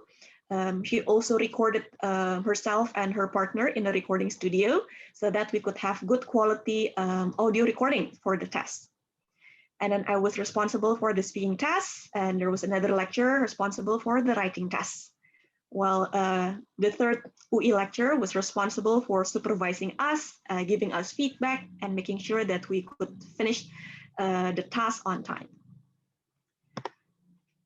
Now, how about the future plans? Well, as I said before, since this is still in the preliminary stage, we still have a lot of things to do. Our next steps are, first, we still need to recheck the test items. As you all know that in 2018, there is this new version of the descriptors that are more complete and thorough. And we just want to reconfirm to make sure that our test items are already suitable with that descriptors. And then we also still need to try out the tests. We still have to find a group of students, well, 2 groups of students to test the A2 and the B1 level. And we need to assess and analyze the test results, because probably there are some test items that still need to be revised and to be improved. And of course, we have this latest change in the curriculum, Merdeka Belajar. So this freedom of learning, of course, affected our previously new curriculum. So what we thought would be our plan, testing the students after every year, with our newer curriculum, the timing might need to be adjusted, because previously we had like 6 semesters for learning English. Now in our new curriculum, it's only 4 semesters. So again, we still need to carefully consider when we should measure or when we should assess the students, especially since now we're like in the middle of the transition. For the second, third, and fourth year students, we use the old curriculum, while the first year students, they already use the newest curriculum. Okay, so what I can conclude in this session is writing CFR aligned tests is definitely not easy. It's going to be hard, but hard does not mean impossible. As long as we spend time, commitment to really work on this, to peruse the information, to look at resources, it is actually something that can be done. And I believe that as language educators, we're not supposed to do something because it's easy, like using our old test banks, but we need to do what is right. And in this case, since CFR is already globally used and it has become like an international standard for describing students' levels, it means that we need to actually revamp and follow the trend. That's all what I can explain in this session. Thank you very much. Thank you so much, Ibu Harumi. We are now in the Q&A session. So Dr. Sinta and Ibu Harumi, we have a couple of questions coming up. The first one, before I move on, I'd just like to make an announcement that for those who are concerned about recording, you can access that through the YouTube channel, the British Council. So you can go there after the session and also look at the session, at the whole webinar. So now we're going to go into the questions.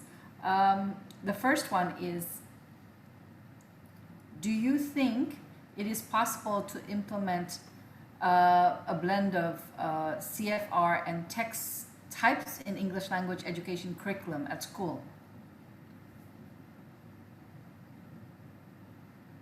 Is it for? Yeah. Is it for me? Yeah, Hey, you can answer first if you want. Okay, all right. Oh yes, the answer is yes, because the way you align, yeah, you call it as aligning your curriculum and CFR is that way. You can start studying the descriptors, the CFR descriptors, yeah, and try to align our curriculum, let's say text types, narrative text, with the descriptors in the CFR. Then you can see the level. Yeah, when you think that your student is still A2, then find out. Yeah, actually, this is the way you align the descriptors and your indicators. Yeah, curriculum indicators. Thank you. All right, thank you. Ibu Harumi, you have anything else to add? I believe I agree with Ibu Sinta. So. Okay, yes, because you've also shown that at your school, you've been able to align it with your assessment, Yes. right, at University as well. So, okay, we're going to go on to the next question, which is, they said, I am Renata Niki Julu. Glad to see you here, Ibu Memi. Question 2 is, what kind of tests that you use in CFR preliminary study? Is it multiple choice or fill in the blank or others? Okay, nice to meet you, Ibu Renata. It's been a long time. So yes, since we have 4 skills, multiple choice is still used in some of the tests, especially for the receptive skills. So I believe that listening tests and reading tests still uses, they still use multiple choice, but there are some other test item types as well. Since I was responsible for the speaking tests, I could explain more about that. So for instance, for the A2 level, in the test, it consists of several tasks. So it's a bit inspired by IELTS. So of course we have like one-to-one interview in which the first task is to introduce themselves. And then in task 2, they describe a topic. But then in the third task, we combine 2 skills actually. So the task taker needs to read a text out loud, and then they need to answer questions about the text given by the examiner. So it's like a discussion questions that will measure the reading comprehension as well. Okay. Okay, thank you so much, Ibu. Just one last question, which is, how do we apply CFR while the students only have 90 minutes in a week to study English in senior high school? This is from Ibu Rita Hartati. Who would like to answer that? Sorry, would you repeat the question? Sorry. How do you apply CFR when the students only have 90 minutes a week to study English in senior high school? I see. I think just now our experts in British Council assessment experts, yeah, have explained many practical activities, yeah, that you can do in your classes. Yeah, so there are many more actually. Yeah, the main thing is that you have to define first the learning outcomes, and then you can go to the activities. Okay, so with that answer, I think we're going to conclude the Q&A session and this particular session. So for those who are still with us today, thank you for joining the second session of the third National Symposium on English Language Assessment, which has been initiated by the British Council, Indonesia Foundation, in a collaboration with TEFLIN, the Association for the Teaching of English as a Foreign Language in Indonesia. But before we move on to the end and the announcements, I'd like to call in all the speakers for a photo session. So maybe we can set that up.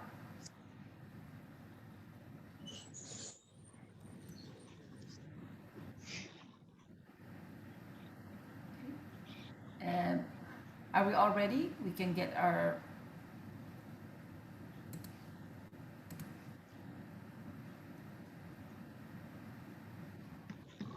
Okay. Are we ready for the photo session? Yes. Yes? Okay, I need a cue from the photographer who's taking this session. If you can just let us know when it's done.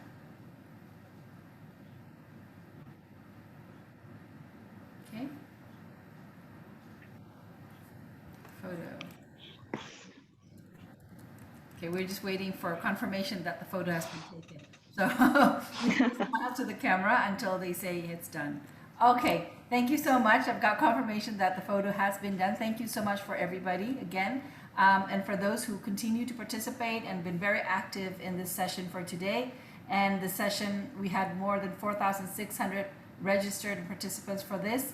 And we had many speakers from many different places and countries in the world and participants.